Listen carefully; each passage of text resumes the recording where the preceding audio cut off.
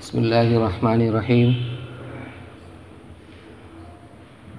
الحمد للہ رب العالمین والصلاة والسلام علی سید الانبیاء والمرسلین سیدنا محمد وعلی آلہ واصحابہ اجمعین اما بعد فاعوذ باللہ من الشیطان الرجیم بسم اللہ الرحمن الرحیم يسألونك ماذا ينفقون قل ما أنفقتم من شيء من خير فللوالدين وذي القربى واليتامى والمساكين وابن السبيل وما تنفقوا من خير يعلمه الله وقال الله تبارك وتعالى وما تنفقوا من شيء يخلفه وقال رسول اللہ صلی اللہ علیہ وسلم من اغاث ملہوفا كتب اللہ 73 مغفرة واحدة فيها صلاح امرہ کلہ و72 له درجات یوم القیامہ. وقال علیہ الصلاۃ والسلام من کان فی حاجۃ اخیہ کان اللہ فی حاجتہ ومن فرج عن مسلم کربۃ فرج اللہ عنہ کربۃ من کربات یوم القیامہ او کما قال رسول اللہ صلی اللہ علیہ وسلم. محترم حاضرین، بھائیوں اور بزرگوں اور دوستوں، میں نے قرآن پاک کی 2 مختلف آیتیں آپ کے سامنے تلاوت کی اور احادیث کے ذخیرے میں سے حدیث کا 2 ٹکڑا آپ کے سامنے میں نے نقل کیا، اور اسی کے تحت میں مجھے کچھ گفتگو کرنی ہے. عام طور پر ذہنوں میں یہ بات ہے کہ عبادت روزہ، نماز، حج، زکوٰۃ کو کہتے ہیں. یہ صحیح ہے کہ روزہ، نماز، حج، زکوٰۃ یہ عبادت ہے، بلکہ یہ دین کی بنیادوں میں سے ہے. لیکن صرف یہی عبادت ہو ایسا نہیں ہے، بلکہ اور بھی عبادتیں ہیں. اللہ کے رسول صلی اللہ علیہ وسلم نے اپنے عمل سے اس کو ثابت کیا، اور آپ نے ارشادات فرمائے، ترغیب دی، فضائل اس کے بیان فرمائے. خود عملی طریقے پر آپ نے نبوت سے پہلے بھی اس کام کو انجام دیا، اور نبوت کے بعد بھی، اور آپ کی اتباع میں صحابہ نے بھی وہ عمل کیا، اور بعد کے علماء، فقہا، مشائخ نے بھی اس کام کو انجام دیا.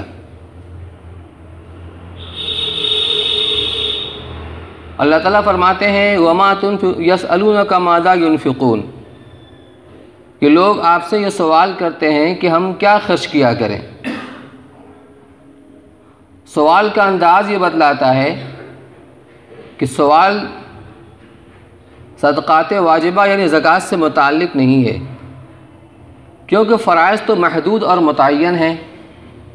جیسے نماز، دن رات میں 5 وقت کی نماز یہ فرض ہے، تو اگر آج کے دن میں ہم نے فجر کی نماز ادا کر لی تو اب آج ہی کے دن میں ہمیں فجر کی نماز دوبارہ نہیں ادا کرنا ہے.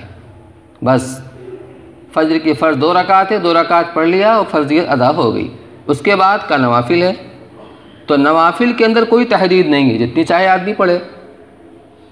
اسی طریقے سے مالی عبادت، اس کے اندر زکوٰۃ فرض ہے واجب ہونے کے بعد صاحب نصاب کے اوپر.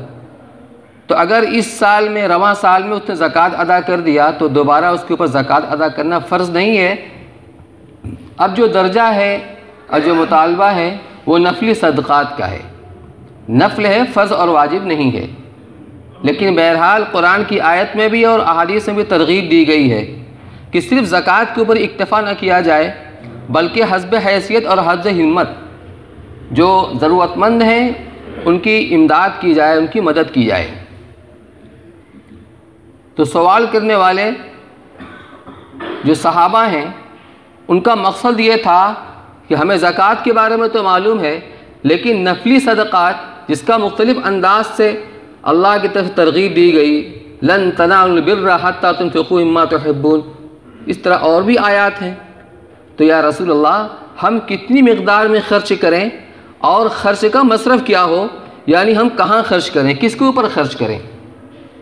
یہ تھی سوال کی منشا، جس میں اہم بات یہ تھی کہ ہم کہاں خرچ کیا کریں، کس کے اوپر خرچ کیا کریں، وہ مصرف کیا ہے۔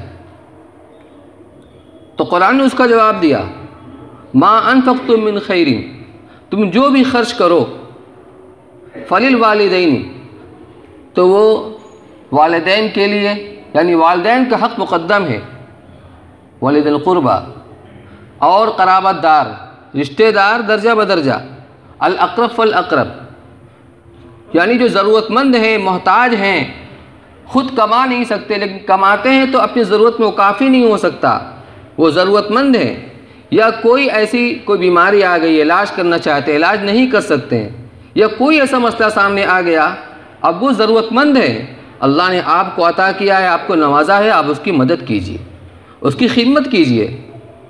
والدین کا مقام سب سے مقدم ہے، اور جو بھی کریں اللہ کا حکم سمجھ کر کریں، اللہ کو راضی کرنے کی نیت سے کریں، اخلاص سے کریں۔ والیتامى والمساکین، اور جو بے باپ کے بچے ہیں، یتیم ہیں، چاہے اپنے گھر کے اندر وہ یتیم ہو یا کسی گھر کے اندر وہ یتیم ہو، اگر وہ یتیم ہے تو اس بات کا مستحق ہے کہ اس کے اوپر خرچ کیا جائے، اس کی ضروریات کو پوری کیا جائے۔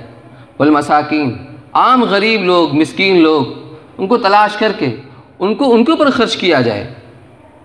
وابن السبیل، اور مسافر کے اوپر، چاہے اس کے مقام پر گھر کے اوپر پیسہ ہو لیکن اس وقت وہ مسافرت کی حالت میں ہے، حالات ایسے آ گئے کہ وہ ضرورت مند ہو گیا تو اس کی مدد کرو۔ وابن السبیل کے اندر مسلمان بھی ہو سکتا ہے، غیر مسلم بھی ہو سکتا ہے، اس میں کوئی امتیاز نہیں رکھا گیا۔ اور آگے فرمایا کہ تم جو بھی خرچ کرو گے اللہ تعالیٰ کو پتہ ہے، یعنی اس میں اس بات کی طرف اشارہ کیا گیا کہ چاہے تھوڑا خرچ کرو چاہے زیادہ خرچ کرو، لیکن خرچ کرنے میں جذبہ صرف یہ ہونا چاہیے کہ اللہ راضی ہو جائے، اللہ کو راضی کرنے سے اور اس کے رضا کے حصول کے لیے آدمی خرچ کرے۔ تو گویا اس کے اندر نفلی صدقات اور لوگوں کی ضرورتوں میں، ان کی مصیبتوں میں، ان کی بیماریوں میں، ان کی جو بھی کام ہے اس میں کام آ جانے میں خرچ کرنے کی ترغیب دی گئی ہے۔ دوسری آیت میں فرمایا گیا وَمَا تُنْفِقُوا مِنْ شَيْءٍ يُخْلِفُهُ، جو بھی تم خرچ کرو گے یاد رکھو اللہ تعالیٰ تم اس کا بدل دے کر رہیں گے۔ بدل کا کیا مطلب ہوتا ہے؟ کنواں کھودا جاتا ہے اور پانی سوتی سے نکلتا ہے، اندر سے پانی آتا رہتا ہے، اوپر سے پانی لوگ نکالتے رہتے ہیں، سطح اس کی کم نہیں ہوتی، پانی نکلتا ہے اور اندر سے پانی آتا ہے، وہ اس کی سطح جو کی تو رہتی ہے، یعنی آپ نکالتے رہیں گے، پانی خرچ کرتے رہیں گے اور آگے سے پانی آتا رہے گا۔ تو مال اللہ نے دیا ہے، اگر اللہ کے راستے میں اللہ کے لیے اس کو خرچ کرو گے مال ختم نہیں ہوگا، وہ اللہ اس کے بدل تمہیں دیتے رہیں گے۔ یہ فطرت ہے۔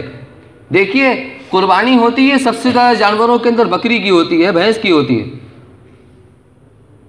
سب سے زیادہ، ہر وقت یہ چھری کے نیچے رہتے ہیں پوری دنیا میں، اس کے باوجود ہمیں کتنے زیادہ نظر آتے ہیں۔ اس کے برعکس کتا ہے، بلی ہے، کتنے بچے دیتی ہے، لیکن اگلے سال دیکھیے گلی میں اتنے ہی رہتے ہیں۔ یہ فطرت ہے اور یہ اللہ کا وعدہ ہے، جس کو خرچ کیا جائے گا اللہ تعالیٰ اس کا بدل عطا فرمائیں گے، بشرطے یہ خرچ بھی نیک مقاصد کے اندر ہو، اپنی ضروریات کے اندر ہو، مستحقین کی ضروریات کے اندر ہو۔ انسان کی جسم کے اندر جو چیزیں کھانا کھانے کے نتیجے میں پیدا ہوتی ہیں، منہ کے اندر لعاب بنتا ہے، خرچ بھی ہوتا رہتا ہے اور آگے سے بنتا بھی رہتا ہے، لعاب بننا بند ہو جائے آدمی کی موت واقع ہو جائے گی۔ خون بنتا ہے اور آگے تحلیل ہوتا رہتا ہے، وہ آگے خرچ ہوتا رہتا ہے اور پھر دوسرا بنتا رہتا ہے۔ تو مال بھی ایسی چیزیں خرچ کرو گے اللہ کی راہ میں تو اللہ تم اس کا بدل دیں گے۔ آخرت میں تو یقینی ہے اگر اخلاق کے ساتھ خرچ کیا گیا دنیا میں بھی اس کا بدل ملتا ہے۔ جو لوگ کثرت کے ساتھ صدقات و خیرات کرتے رہتے ہیں تو ان کے مال کے اندر اللہ تعالیٰ برکتیں بھی ڈالتے رہتے ہیں۔ اللہ کے رسول صلی اللہ علیہ وسلم نے فرمایا من اغاث ملہوفا، جو کسی مظلوم کی مصیبت زدہ کی مدد کرے، اس کی فریاد رسی کرے،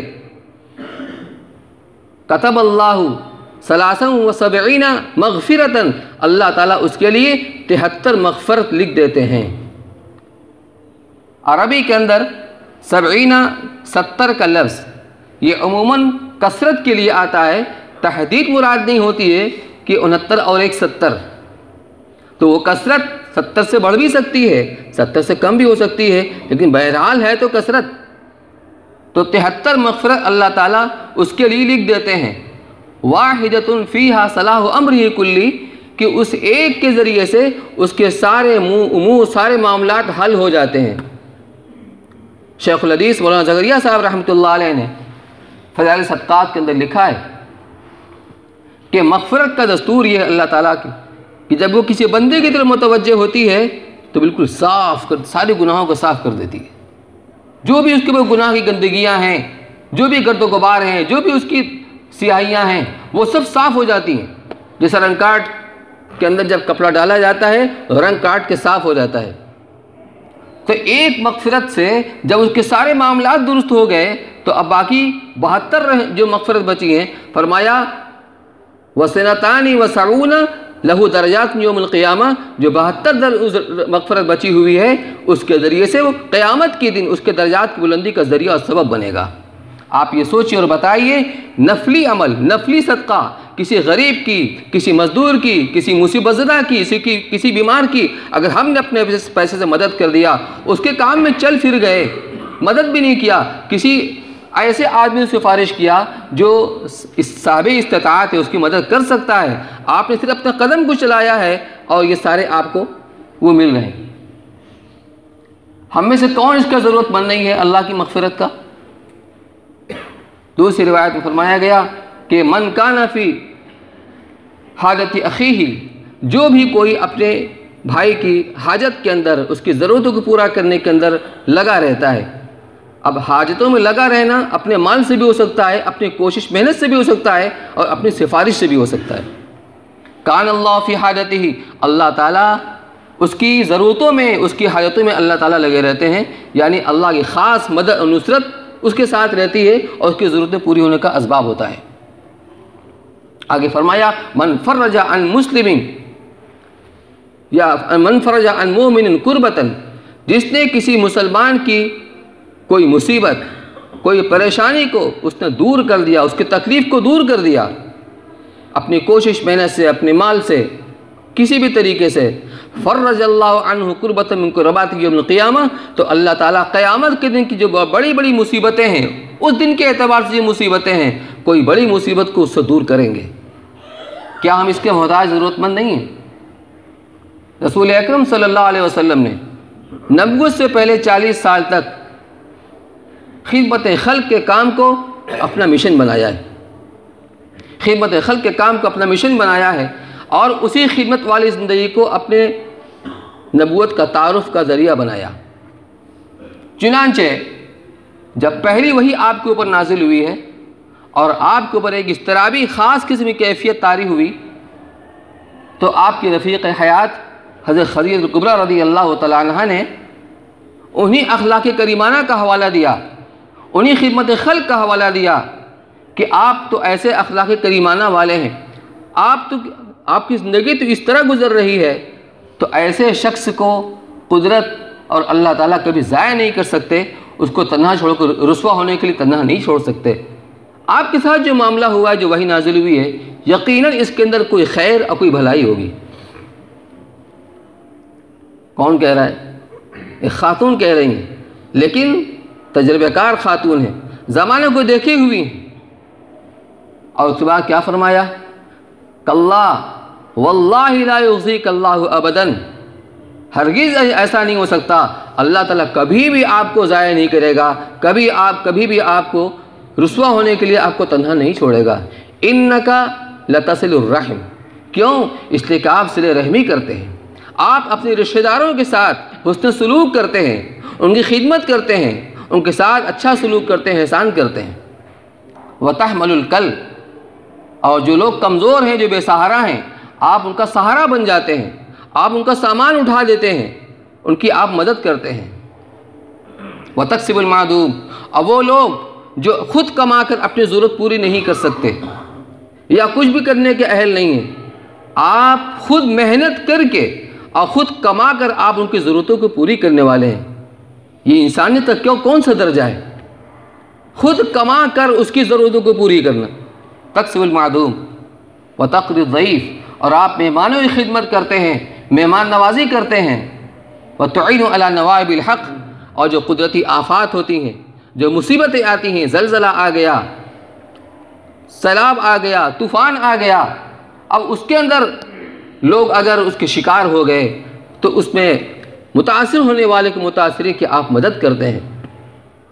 آپ کو اللہ کبھی ضائع نہیں کر سکتا۔ تو حضور صلی اللہ علیہ وسلم نے خدمت خلق کو اور عبادت کو جمع فرمایا، اور یہی آپ کی سنت ہے، یہی آپ کی سنت ہے۔ چنانچہ وہ 3 شخص جو آپ کے گھر وہ آئے تھے اور آپ موجود نہیں تھے، ام المومنین سے کسی زوجہ مطہرہ سے انہوں نے پوچھا کہ اللہ کے رسول صلی اللہ علیہ وسلم کا گھر کا عمل کیا ہوتا ہے؟ جب انہوں نے اس کو بتایا تو ان لوگوں نے وہیں پر یہ عہد کیا، آپ بار بار اس روایت کو سن چکے ہیں کہ ایک نے کہا اب میں تو نکاح ہی نہیں کروں گا، نہ رہے گا بانس، نہ بجے گی بانسری، نہ بچے رہیں گے، نہ ان کے واسطے فکر کرنی پڑے گی، بس اللہ اللہ کرتے رہو، یعنی ملنگ بن جاؤ۔ دوسرے نے کہا اب میں تو کبھی افطار ہی نہیں کروں گا، یعنی ہمیشہ میرا روزہ، کسی دن بغیر روزہ کا نہیں رہوں گا، ہمیشہ روزہ۔ اچھی بات ہے روزہ رکھنا، عبادت کرنا۔ اور تیسرے نے کہا میں کبھی رات کو سوؤں گا ہی نہیں، رات کا عبادت میں گزرے گی۔ اب آپ سوچئے کوئی برا کام ہے، لیکن آپ ناراضی کا اظہار فرمایا، اور آپ نے فرمایا سنو میں تم سب کے مقابلے میں اللہ سے سب سے زیادہ ڈرنے والا ہوں، لیکن میرا معاملہ یہ ہے میں سوتا بھی ہوں اور میں اللہ کی عبادت بھی کرتا ہوں، میں روزہ بھی رکھتا ہوں، میں افطار بھی کرتا ہوں، اور سنو نکاح میرا طریقہ ہے، نکاح میرا طریقہ ہے، جو میرے طریقے سے اعراض کرے گا وہ مجھ میں سے نہیں ہے۔ آپ نے پیغام دیا ہے، یہ پیغام دیا ہے کہ خدمت اور عبادت کو جمع کرنا یہ ہے میری سنت، یہ ہے میرا طریقہ۔ لہذا اگر کوئی شخص صرف یہ چاہے کہ عبادات کے اندر لگا رہے اور سماجی کاموں کو، سماجی خدمات کو اور کھانا بچوں کے لیے کمانا وغیرہ شریعت کا جو حکم ہے اس کو چھوڑ دے، بس مسجد و خانقاہ کا ہو کر رہ جائے، یہ بھی سنت کا تارک اور مجرم ہے۔ اور جو آدمی صرف کمانے کھانے کے اندر لگا رہے اور حق اللہ کو پورا نہ کرے، نماز وغیرہ دوسری عبادات کو پورا نہ کرے، وہ بھی سنت کا تارک اور مجرم ہے۔ سنت پر عمل اسی وقت ہوگا جب خدمت اور عبادت دونوں کو جمع کیا جائے۔ اس لیے معلوم یہ ہوا کہ صرف نماز روزہ حج زکوٰۃ ہی عبادت نہیں ہے، بلکہ مخلوق کی خدمت خدمت کرنا یہ بھی عبادت۔ اسی لیے فرمایا الخلق عیال اللہ، مخلوق سارا کے سارا اللہ کا کنبہ ہیں، اور اللہ کے نزدیک اور سب سے زیادہ محبوب وہ شخص ہے جس کا سلوک اللہ کے اس کنبے کے ساتھ اچھا سے اچھا اور بہتر سے بہتر ہو۔ حضرت ابن عباس رضی اللہ تعالیٰ مسجد نبوی کے اندر اعتکاف کے اندر بیٹھے ہوئے ہیں، ایک شخص آیا فکر مند سر جھکا کے بیٹھا ہوا ہے، کہا بھائی کیا بات ہے فکر مند معلوم ہوتے ہو؟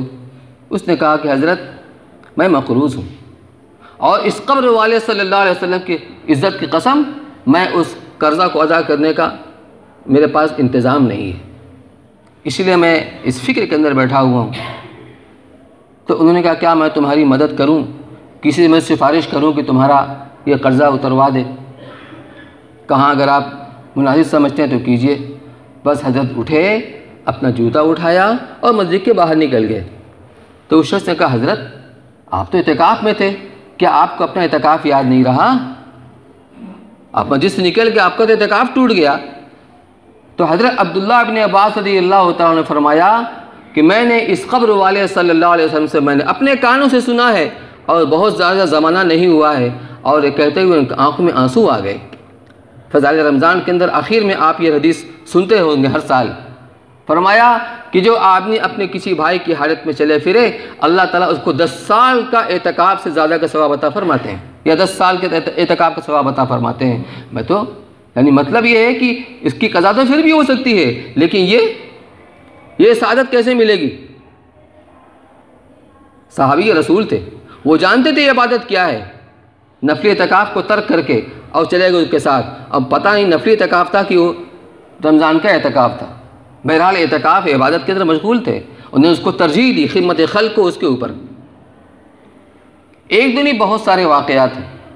حضرت خواجہ معین الدین اجمیری چشتی رحمۃ اللہ علیہ، ان کے پاس ایک شخص دہلی سے گیا، ایک کسان، کہا حضرت سلطان التمش کے آدمیوں نے میرے زمین پر قبضے کی ارادہ کر لیا ہے، میں آپ کے پاس اس لیے آیا ہوں کہ آپ بادشاہ سے سلطان سے میری سفارش کر دیں تو وہ آپ کی بات مان لے گا، سن لے گا۔ حضرت اٹھے اور اجمیر سے اس کے ساتھ چلے، دہلی آئے۔ جب ان کے ایک مرید قطب الدین بختیار کاکی رحمۃ اللہ علیہ کو خبر ہوئی، وہ حضرت کے استقبال کے لیے شہر کے باہر آئے۔ کہا حضرت بغیر اطلاع کے آپ کے آنے کا سبب کیا بنا؟ ہم خادم کو آپ حکم دے رہے تھے، ہم وہ کام انجام دے رہے تھے۔ کہا کہ یہ کسان آیا تھا اس مقصد کے لیے، اور حدیث کے اندر یہ بشارت سنائی گئی ہے کہ جب کوئی بندہ اپنے بھائی کے کام کے لیے وہ جب کوشش محنت کرتا ہے، اس کے لیے جدوجہد کرتا ہے، تو اللہ تعالیٰ اس کی مدد کے اندر ہوتے ہیں۔ تو کیا میں اللہ کی مدد کا محتاج نہیں ہوں کہ میں تم سے کہوں؟ وہ صحابہ، اللہ کے رسول صلی اللہ علیہ وسلم، وہ صوفیاء اور بعد کے ہمارے اکابر علماء نے بھی اس کام کو انجام دیا۔ جمعیت علماء ہند یہی کام کر رہی ہے، اس کے اغراض و مقاصد کے اندر یہ بھی ایک کام ہے۔ کسی کو جمعیت سے اختلاف ہو سکتا ہے، یہ کوئی ضروری نہیں کہ ہر آدمی اس سے متفق ہو، لیکن یہ کام آپ کو بتایا جا رہا ہے، اس سے کسی کو اختلاف نہیں ہو سکتا۔ یہ دین ہے اور عین دین ہے، خدمت خلق کی دین ہے اور عین دین ہے۔ کیوں کہ جو چیز خالص دنیاوی عمل ہوگا اس پر آخرت میں مغفرت نہیں ملا کرتی، اور اس پر مغفرت کے وعدے ہیں۔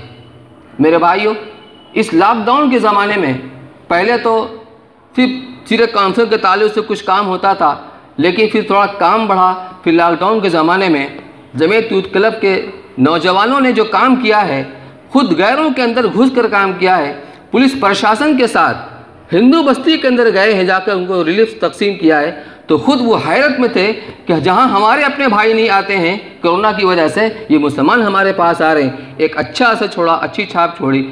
خود اپنے مسلمان دوسری برادریوں کے اندر بھی اس کا ایک اچھا پیغام پہنچا ہے۔ اب لوگ متوجہ ہو رہے ہیں، جس درخت سے پھل ملا کرتا ہے لوگ اسی درخت کے پاس آتے ہیں پھل کو حاصل کرنے کے لیے۔ اب کسی کو کوئی بیماری ہے، کوئی اور کام ہے، اب تقاضے ہوتے ہیں، زمین تو کوئی اپنا کوئی فنڈ نہیں ہوتا ہے، آپ ہی حضرات سے چندہ لے کر کے اور اس کی مدد کی جاتی ہے۔